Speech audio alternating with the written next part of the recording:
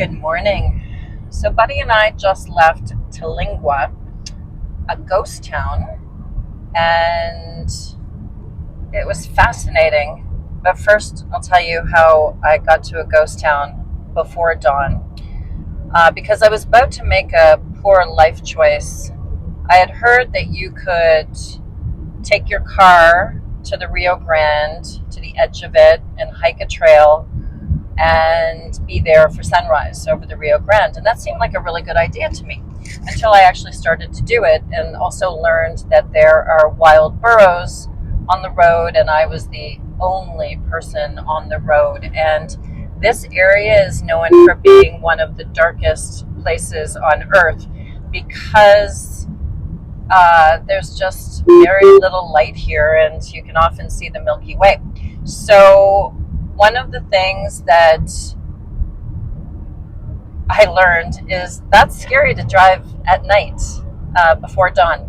And there had been a few time changes in the park as I was making my way. So sometimes it was 6 o'clock, sometimes it was 5 o'clock. So I decided just to stay on the main highway after getting to a dirt road with a huge sign to get to where I was going. Huge sign that said, unless you have a four-wheel drive high clearance vehicle, don't even try it. So I did an 18-point turn on a narrow road and looked for the next town, which was Terlingua, which was completely, everybody was asleep. It was completely dark, so I sat in an area and basically watched the sun come up from there. I learned why everybody's asleep because last night I was invited to join them at the restaurant, and I was staying in a room at the back of the restaurant simply because I wanted a shower and I was tired of sort of being lost.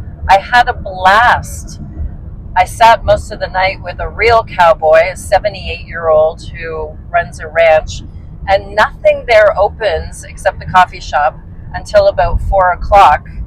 And I went back to my room, a little casita in the back, about 9.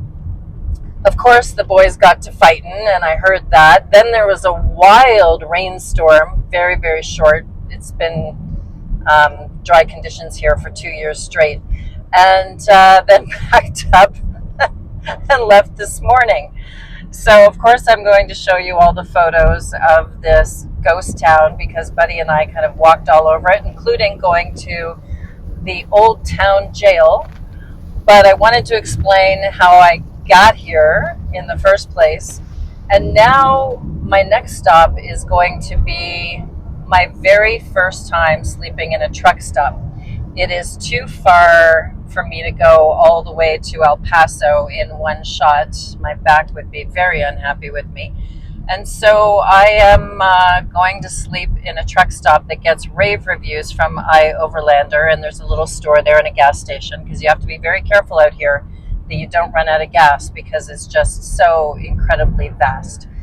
And not a lot of things between point A and point B, but I had a great time with the 78-year-old cowboy, and at this place they let dogs sit on your lap when you're at the restaurant.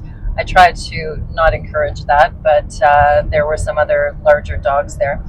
And so off we go on our next adventure. So if you ever find yourself wanting to go to a ghost town, Terlingua is very close to the Rio Grande. According to the latest census, it has 78 people. I can tell you they were all there last night. And the Perry Mansion is after one of the major people that worked there. But the cemetery is full of many more. Many died from the circumstances, I guess, of mining mercury, but also because of the flu of 1918. So, if you want to follow along my trip, I made this little map to kind of show you where I've been. And pretty soon I'm on to Arizona and New Mexico before coming back for a little visit around the holidays. See you soon. And thanks for subscribing. It really means a lot to us.